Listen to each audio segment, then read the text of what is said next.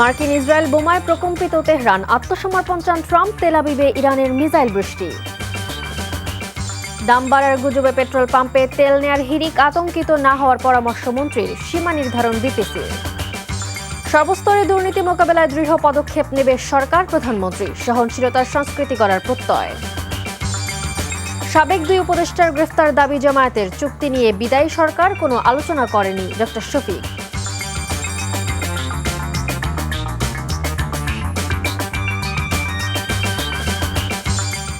আসসালামু আলাইকুম, মালিহা হোসাইন স্বাগত জানাচ্ছি এনটিভির মধ্যরাতের খবরে।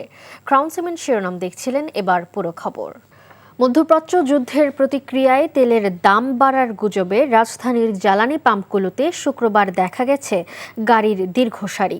সংকটের আশঙ্কায় ট্যাঙ্ক ভর্তি করে নিচ্ছেন গ্রাহকরা। কিছু পাম্পে বন্ধ রয়েছে বিক্রি। এমন পরিস্থিতিতে পাম্প পরিদর্শন করে গ্রাহকদের আতঙ্কিত না হবার পরামর্শ দেন জ্বালানি মন্ত্রী। তামজিদ সুমনের রিপোর্ট। যুদ্ধের প্রভাবে গত 3 দিন থেকেই রাজধানীর জ্বালানি তেলের পাম্পগুলোতে গ্রাহক চাপ বেশি লক্ষ্য করা গেলেও শুক্রবার সকাল থেকেই তেল পাম্পে উপচে পড়া ভিড় দেখা গেছে। কোনো পাম্পে দীর্ঘ সারি রাস্তা ছাড়িয়ে গেছে। মঙ্গলবার সরকারের পক্ষ থেকে জ্বালানি তেলের মজুদ বিষয়ে জানানোর পর থেকেই মূলত এই বাড়তি চাপ দেখা যায়। তেলের সংকট হতে পারে এমন আশঙ্কা থেকেই গাড়ির ট্যাঙ্ক পূর্ণ করে নিয়েছেন গ্রাহকরা। বাংলাদেশের ভিতর তেল আসবে না, এই জন্য সবাই কম বেশি ফুল ট্যাঙ্কি নিতেছে, কেউ 1000 নিচ্ছে। যদি না পাই 2-4 দিন বা এক সপ্তাহ চালাতে পারবো এইভাবে। আতঙ্ক, তেল শেষ হয়ে যেতে পারে এরকম একটা বিষয় আর কি, সবাই আতঙ্কিত হয়ে সবাই তেল নিতে আসছে। একটা আতঙ্কের ভিতরে আছি, তাই সবাই ফুল করে নিচ্ছে সবাই। দু একটি পাম্পে সীমিত পরিসরে তেল দিলেও বেশিরভাগ পাম্পগুলোতেই চাহিদা মতো তেল সরবরাহ করেছে পাম্পগুলো। দাম হয়তো বেড়ে যাবে, এই জন্য আসলে ট্যাঙ্কি ফুল করে নেওয়ার ইয়ার কোনো সমস্যা নাই, একটু যানজট বেশি আর সবাই ট্যাঙ্কি ফিল আপ করে নিতে আছে। পাম্প কর্তৃপক্ষ জানিয়েছেন তেল সরবরাহ করার মতো তেল পাম্পে মজুদ রয়েছে। আমাদের এখানে আমাদের পাম্পে ইনশাল্লাহ ভালো মজুদ আছে, এ নিয়ে কোনো অসুবিধা নেই। আমাদের এখানে এভারেজ যা সেল হয় তার থেকেও বেশি আছে আমাদের এখানে কোনো সংকট নেই। এদিকে রাজধানীর বেশ কয়েকটি তেল পাম্পে ঝটিকা পরিদর্শন করেছেন বিদ্যুৎ ও জ্বালানি মন্ত্রী। এ সময় সাধারণ গ্রাহকদেরকে ধৈর্যের সাথে পরিস্থিতি মোকাবেলা করতে বলেন তিনি।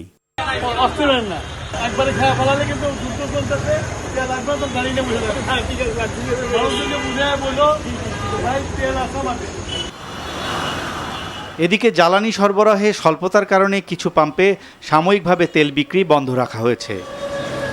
Tamjid Suman, NTV news, Dhaka.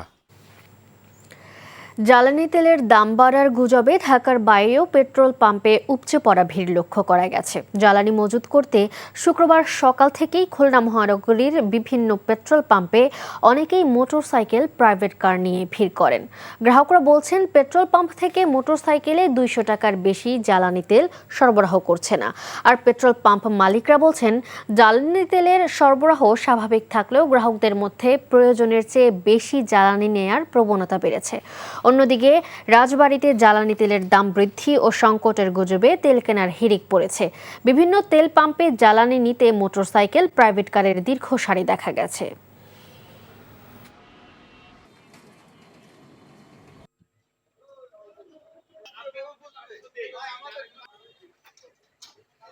তো বুঝতে পারছি না তেল কেন কম দিচ্ছে, কোথাও তো তেল কম নাই, তারপরেও সিরিয়াল দিছে। কিন্তু আধা ঘন্টা ধরে দাঁড়ায় রয়েছি, তেল পাচ্ছি না, 200-র নিচে দিচ্ছে না। এখনো তো বলে সরকারের কাছে 14 দিন 20 দিন বলে তেল আছে, তাহলে কি সমস্যা? 15 দিনের জন্য মজুদ আছে, অথচ তেল পাচ্ছি না। ওয়ার্ল্ডের যে যুদ্ধটা শুরু হয়েছে এর কারণেই তো আপনার মানুষের ভিতরে একটা প্যানিক সৃষ্টি হয়েছে যে আসলে তেল পাবে কি পাবে না, কিন্তু আসলে তেলের মজুদ আছে। তারপরও আমাদের খুলনা ডিপো থেকে আমরা তেল সীমিত আকারে আমাদেরকে তেল দিচ্ছে, যতটুকু দিচ্ছে আমরা ততটুকু তেলই আমাদের মেশিন থেকে পাবলিককে দিয়ে যাচ্ছি। এদিকে দেশের সংকট না থাকলেও ফিলিং স্টেশন থেকে তেল নেয়ার সীমা বেঁধে দিয়েছে বাংলাদেশ পেট্রোলিয়াম কর্পোরেশন, বিপিসি। শুক্রবার এক সংবাদ বিজ্ঞপ্তিতে 5 ধরনের যানবাহনের জন্য জ্বালানি তেলের সীমা নির্ধারণ করে দেয় সংস্থাটি। মোটরসাইকেলের জন্য 2 litre, private car 10 litre, microbus 20 থেকে 25 লিটার, পিকআপ ভ্যান 70 থেকে 80 লিটার, দূরপাল্লার বাসের জন্য 200 থেকে 220 লিটার তেলের সীমা বেঁধে দিয়েছে বিপিসি। বিবৃতিতে গ্রাহকদের আতঙ্কিত না হয়ে প্রয়োজন অনুযায়ী জ্বালানি তেল নেওয়ার পরামর্শ দেওয়া হয়েছে। সরকারের সর্বস্তরে দুর্নীতি মোকাবিলায় দৃঢ় পদক্ষেপ নেওয়া হবে বলে জানিয়েছেন প্রধানমন্ত্রী তারেক রহমান। এছাড়া তার সরকার সহনশীলতার সংস্কৃতি গড়তে চায় বলেও জানান তিনি। রাজধানী ঢাকায় শুক্রবার কূটনীতিকদের সম্মানে আয়োজিত ইফতার মাহফিলে একথা বলেন তিনি। এ সময় জাতিসংঘ সাধারণ পরিষদের সভাপতি পদে বাংলাদেশের প্রার্থীকে সমর্থন দিতে কূটনীতিকদের প্রতি আহ্বান জানিয়েছেন প্রধানমন্ত্রী। ইফতেখার রেজার রিপোর্ট। ঢাকায় নিযুক্ত বিভিন্ন দেশের কূটনীতিকদের সম্মানে রাষ্ট্রীয় অতিথি ভবন যমুনায় আয়োজন করা হয় ইফতার মাহফিলের। যুক্তরাজ্য, চীন, ভারত, পাকিস্তান সহ বিভিন্ন দেশের কূটনীতিকরা যোগ দেন ইফতার অনুষ্ঠানে। ইফতার পূর্ব সংক্ষিপ্ত বক্তব্যে প্রধানমন্ত্রী বলেন, সরকারের সর্বস্তরের দুর্নীতি মোকাবেলায় দৃঢ় পদক্ষেপ নেওয়া হবে। বলেন, সহনশীলতার সংস্কৃতি গড়তে চায় BNP Sarkar. Our commitment is firm to strengthen democratic institutions, uphold the rule of law, protect freedoms, and ensure accountability. We are equally committed to safeguarding human rights, protecting freedom of expression, and fostering a culture of tolerance. We recognize that public trust depends on transparency and integrity, and we will take firm measure, try our best to combat corruption at all levels of governance. এ সময় জাতিসংঘের সাধারণ পরিষদের 81তম অধিবেশনের সভাপতি পদে পররাষ্ট্রমন্ত্রী doctor Khalilur রহমানের প্রতি কূটনীতিকদের সমর্থন চান সরকার প্রধান। Bangladesh's foreign policy will be pragmatic and sustainable, guided by friendship to all, based on mutual interest, trust, and sovereignty. We value bilateral and multilateral partnerships and remain open to candid dialogue and stronger collaboration in years ahead. To introduce our candidate for the presidency of the 81st session of the United Nations General Assembly, Foreign Minister Dr. Khalilur Rahman. Through this nomination, we demonstrate our enduring revolt for constructive global engagement.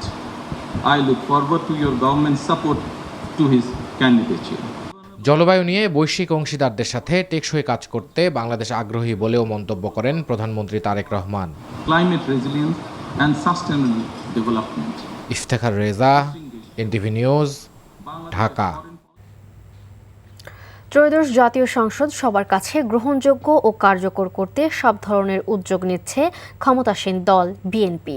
এই উপলক্ষে নতুন মন্ত্রী, প্রতিমন্ত্রী ও সংসদ সদস্যদের প্রশিক্ষণ কর্মশালা শুরু করেছে দলটি। প্রথম দিনের কর্মশালায় অংশগ্রহণ শেষে মন্ত্রী, প্রতিমন্ত্রীরা জানান, বিরোধী দলের উচিত ডেপুটি স্পিকার বিষয়ে সরকারি দলের প্রস্তাবকে উদারভাবে গ্রহণ করা। হাসান মাহমুদের রিপোর্ট। 12ই মার্চ শুরু হতে যাচ্ছে ত্রয়োদশ জাতীয় সংসদের প্রথম অধিবেশন। অধিবেশনকে সামনে রেখে সংসদ সদস্যদের নিয়ম শৃঙ্খলা, কার্যপ্রণালী সহ সার্বিক বিষয় নিয়ে 2 দিনের কর্মশালার আয়োজন করেছে ক্ষমতাসীন দল বিএনপি। গুলশানে দলের চেয়ারম্যানের রাজনৈতিক কার্যালয়ে এই কর্মশালার উদ্বোধন করেন প্রধানমন্ত্রী তারেক রহমান। কর্মশালায় বিএনপি চেয়ারম্যান কন্যা জাইমা রহমানও উপস্থিত ছিলেন। কর্মশালায় অংশ নেন মন্ত্রী, প্রতিমন্ত্রী, উপদেষ্টা ও দলীয় সংসদ সদস্যরা।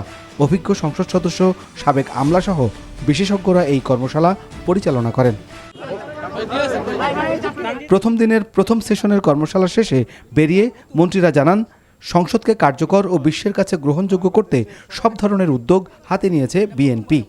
আমরা সংসদের ভিতরে কি ভূমিকা পালন করব, রুলস অফ প্রসিজিওর অনুসারে আমরা কোন বিধিতে আমরা নোটিশ দেব, কোন বিধিতে আলোচনা করব, কোন বিধিতে পয়েন্ট অফ অর্ডারে কথা হবে, এবং আইন প্রণয়নের কাজে যাতে আমরা যথেষ্ট মনোযোগী হই, সেখানে সংসদ সদস্যদের কি গঠনমূলক ভূমিকা হবে ইত্যাদি সম্পর্কে আমরা আমাদের কথাবার্তা বলেছি, পরস্পর আলোচনা করেছি। আমরা অফার করেছি বিরোধী দলকে, ডেপুটি স্পিকার তাদের পক্ষ থেকে যেন নির্বাচিত হয়।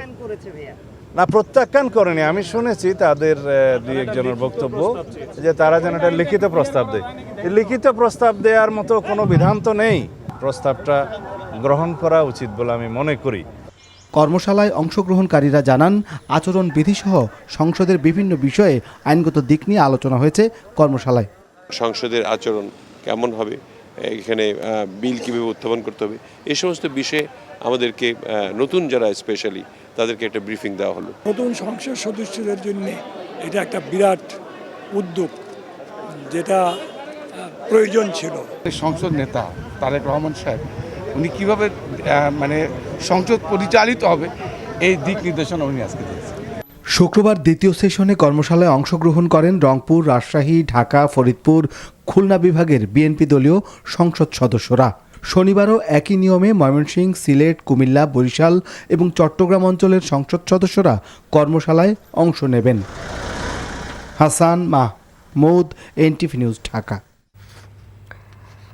ত্রয়োদশ জাতীয় সংসদ নির্বাচন দৃশ্যত সুষ্ঠু হলেও এবারের ইলেকশন ইঞ্জিনিয়ারিংয়ের ধরন ছিল সম্পূর্ণ আলাদা।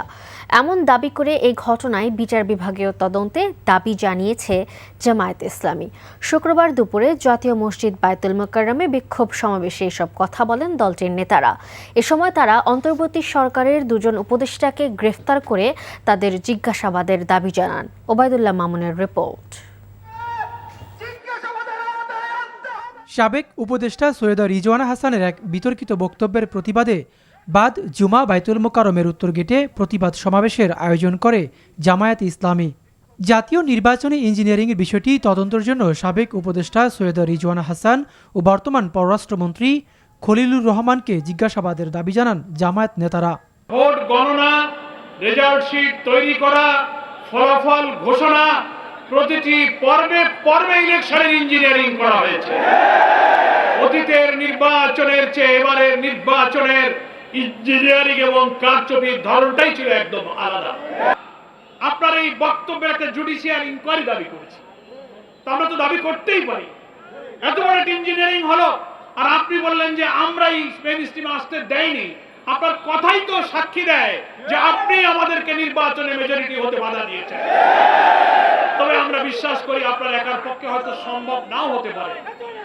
এত ইঞ্জিনিয়ারিং এর সঙ্গে এত বড় একটা মাস্টার প্ল্যান যারা করেছেন, আপনার সঙ্গে আর কে কে ছিলেন দয়া করে তার নামগুলো প্রকাশ করুন। আদালতের ঘাড়ে বন্দুক রেখে জুলাই সনদকে হত্যার চেষ্টা করা হচ্ছে বলেও অভিযোগ দলটির।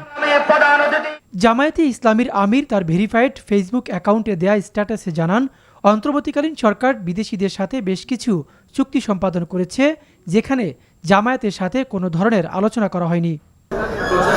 এদিকে রাজধানীর শাহবাগে শহীদ আবু সাইদ কনভেনশন সেন্টারে বিশিষ্টজনদের সম্মানে ছাত্র শিবির আয়োজিত ইফতারে অংশ নেন জামায়াতের আমির ডাক্তার শফিকুর রহমান সহ বিশিষ্টজনেরা। আমরা ইসলামী ছাত্র শিবির আপনাদেরকে। Obaidullah Mamun, NTV news, Dhaka. দেশের অর্থনৈতিক স্থিতিশীলতা নিশ্চিত না হলে তরুণরা আবারও রাজপথে নামতে বাধ্য হবে বলে হুঁশিয়ার করেছেন জাতীয় নাগরিক পার্টি এনসিপির আহ্বায়ক নাহিদ ইসলাম। শুক্রবার বিকেলে দলটি নিয়ে রচিত প্রথম বই এনসিপি যাত্রার মোড়ক উন্মোচন অনুষ্ঠানে এমন হুঁশিয়ারি দেন বিরোধী দলীয় চিফ হুইপ। দেশের অগ্রগতির স্বার্থে সরকারকে দায়িত্বশীল ও সঠিকভাবে কাজ করার আহ্বান জানিয়ে নাহিদ বলেন, সাম্প্রতিক বছরগুলোতে বিশ্বের বিভিন্ন দেশে জেনজির উত্থান ঘটেছে এবং সেই ধারাবাহিকতায় দেশেও তরুণদের নেতৃত্ব সামনে এসেছে। গত এক দশকে যে তরুণ নেতৃত্ব গড়ে উঠেছে তাদের একটি গুরুত্বপূর্ণ প্ল্যাটফর্ম ছিল নাগরিক কমিটি। সেখান থেকেই গণঅভ্যুত্থানের অনেক নেতৃত্ব এনসিপিতে যুক্ত হয়েছে। একটা অস্থিরতার সময় বিভিন্ন আন্দোলন এবং ঘটনার মধ্যে দিয়ে নেপাল যাচ্ছে। বাংলাদেশেও সামনে এরকম হওয়ার সম্ভাবনা আছে যদি অর্থনৈতিক যে নিরাপত্তা, বৈষম্যহীনতা, গণতান্ত্রিক সংস্কার এগুলো যদি নিশ্চিত না হয়, বাংলাদেশের তরুণরা কিন্তু বারবার রাস্তায় নামবে। আমরা চাই যে একটা স্থিতিশীলতা, সংসদে এটা নতুন সংসদে এগুলো আলোচনা হবে, কিন্তু সেই জায়গা কিন্তু যারা সরকারে আছে তাদের উপর নির্ভর করবে। সেই জায়গা যদি সংকুচিত করে ফেলা হয় তাহলে আবারই বারবার রাজপথে আন্দোলন সংগ্রামগুলো গড়াবে। নারায়ণগঞ্জে গ্যাস লিকেজ থেকে বিস্ফোরণে ৩ জন দগ্ধ হয়েছে। শুক্রবার সন্ধ্যায় শহরের পশ্চিম দেওভোগ এলাকায় একটি টিন শেড ভবনের নিচতলায় ঝুটের গুদামে এই ঘটনা ঘটে। স্থানীয়রা জানায়, সন্ধ্যা 7:30টায় ভবনটির নিচতলায় ঝুটের গুদামে বিকট শব্দে বিস্ফোরণ হয়। এতে ভবনের দেয়াল, দরজা ও জানালা ধসে পড়ে। দগ্ধ হন জুট ব্যবসায়ী শিপন, তার কর্মচারী লিটন ও বাড়ির ভাড়াটিয়া সগির। তাদেরকে উদ্ধার করে জাতীয় বার্ন অ্যান্ড প্লাস্টিক ইনস্টিটিউটে ভর্তি করা হয়েছে। হয়েছে। ফায়ার সার্ভিস জানায় তিতাসের পাইপলাইনের লিকেজ থেকে ঝুটের গুদামে জমে থাকা গ্যাস থেকে বিস্ফোরণ হয়েছে বলে ধারণা করা হচ্ছে। তবে পূর্ণাঙ্গ তদন্তের পর বিস্ফোরণের কারণ জানা যাবে। পবিত্র মাহে রমজান উপলক্ষে বিশেষ দোয়া মাহফিল ও ইফতার অনুষ্ঠানের আয়োজন করে লায়ন্স ইন্টারন্যাশনাল মাল্টিপল ডিস্ট্রিক্ট 315। রাজধানীর আগারগাঁওয়ে লায়ন্স টাওয়ারে আয়োজিত এই অনুষ্ঠানে লায়ন নেতৃবৃন্দ, বিভিন্ন ক্লাবের সদস্যরা, সমাজের বিশিষ্ট ব্যক্তিবর্গ এবং আমন্ত্রিত অতিথিরা উপস্থিত ছিলেন। অনুষ্ঠানে বক্তারা লায়ন্স সদস্যদের মানব কল্যাণমূলক কর্মকাণ্ড আরও বিস্তৃত করার আহ্বান জানান। লায়ন্স সদস্যদেরকে সমাজের অসহায় মানুষের পাশে আরও সক্রিয়ভাবে দাঁড়ানোর আহ্বানও জানানো হয়। সাবেক প্রধানমন্ত্রী বেগম খালেদা জিয়ার স্মরণে দোয়া ও প্রধানমন্ত্রী তারেক রহমান যেন দেশ সঠিকভাবে পরিচালনা করতে পারেন সেই দোয়া করা হয়। সহনশীলতার সংস্কৃতি গড়তে তারেক রহমানের সরকার বদ্ধপরিকর বলে মন্তব্য করেন মক্কা বিএনপির নেতারা। মক্কা প্রতিনিধি কামাল পারভেজ জানান, মক্কা বিএনপি ও অঙ্গ সংগঠন আয়োজিত ইফতার মাহফিলে কথা বলেন তারা। মক্কা বিএনপির প্রধান উপদেষ্টা নাসের খান চৌধুরীর সভাপতিত্বে ও সাধারণ সম্পাদক তাজুল ইসলাম ও মক্কা স্বেচ্ছাসেবক দলের সাধারণ সম্পাদক ফয়েজ সরকারের যৌথ উপস্থাপনায় মাহফিলে প্রধান অতিথি ছিলেন বিএনপির জাতীয় নির্বাহী কমিটির সদস্য আব্দুর রহমান। বক্তব্য দেন জিয়াউল হাসান, সাইদুর রহমান সোহাগ, শেখ রুবেল আহমেদ সহ অন্যরা। প্রবাসীদের পক্ষে বস্তুনিষ্ঠ সংবাদ পরিবেশনের ধারা অব্যাহত রাখার প্রত্যয় ব্যক্ত করেন সৌদি আরব প্রবাসী সাংবাদিকরা। এনটিভি সৌদি আরব প্রতিনিধি জানান, বাংলাদেশ প্রবাসী সাংবাদিক ফোরাম আয়োজিত ইফতার মাহফিলে এই প্রত্যয় ব্যক্ত করেন তারা। রিয়াদে অনুষ্ঠিত মাহফিলে সভাপতিত্ব করেন ফোরামের আহ্বায়ক আবদুল্লাহ আল মামুন। মোহাম্মদ জাহাঙ্গীর আলম হৃদয় ও মাসুদ রানার যৌথ সঞ্চালনায় প্রধান অতিথি ছিলেন ফোরামের সাবেক সভাপতি ফারুক আহমেদ চান। স্বাগত বক্তব্য দেন সাবেক সাধারণ সম্পাদক ফকির আলামিন। উপস্থিত ছিলেন ফকির হাকিম, এম এ মেহেদুল খান, আরিফুল ইসলাম সহ ফোরামের সদস্যরা। জেদ্দার আল বালাদে ব্যবসায়ী ও কর্মকর্তা কর্মচারীদের সম্মানে আল বালাদে ইফতার মাহফিলের আয়োজন করে রাহমা টেলিকম।